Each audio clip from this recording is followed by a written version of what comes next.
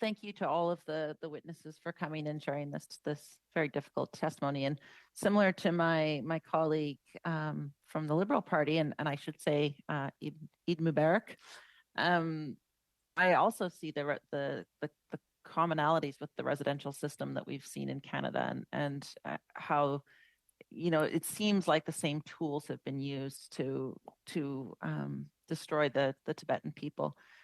Obviously, extremely upsetting. His Holiness just spoke a little bit about wanting Canada to be to take a leadership role in this, and I'd like to ask all three witnesses if they could comment on what other countries have said, what other countries have been doing with regards to support. I'd just like to get a sense of where that situation is.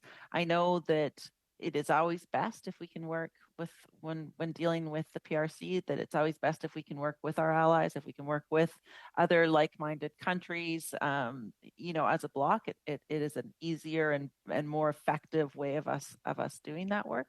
I'm just wondering where other countries are at, if there are any that have been leading on this, any that have been doing really good work that we can look to.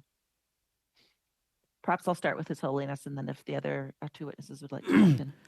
나서다 군지 벤처 무지기 내던 총을 차샤버이나 다 아리제 대가나 있는 저기 돈 총에 아리제 대가나시 캐나다제 대가나시 유럽제 아니 갸가제 당주 지 단다 소소기 강 자사기 롱바 망체버 자사기 롱바 창매기 아니 갸교 당 할레버 유에데버든지 차대샤스.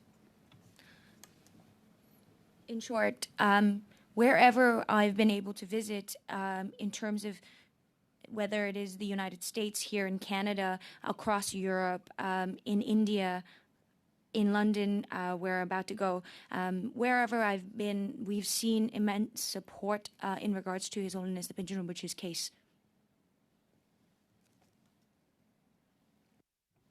Thank you. I would say, you know, there are certainly many other countries who have taken strong position on the issue of not just the human rights, but the political issue of Tibet as well. I would cite the example of the bills that were passed in the U.S. In the recent years. Reciprocal access to Tibet was passed in the U.S. Tibet Policy and Security Act was passed in the U.S. And currently there's a bill on resolving the Sino-Tibetan conflict, which is also under consideration for passing in the U.S. Congress. And more at the multilateral platform, I wanted to bring this example. I think it was about a little more than a year ago, when Canada's UN Ambassador Bob Rae mentioned, in response to a question asked by Chinese representative there, that Canada actually recognizes the acknowledgement and the reconciliation of its history with indigenous peoples. And this happens whenever there's any international attempt to point out China's treatment of its national people, whether it's Tibetans, Uyghurs, or Mongolians.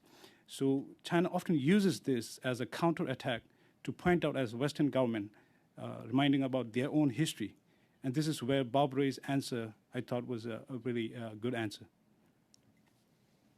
Mr. Dorjee, anything from you? Yeah, I'll just quickly add also that 2 months ago, the United Nations released a very strong statement on this subject, demanding that the Chinese government should abolish the entire colonial system of boarding schools in Tibet.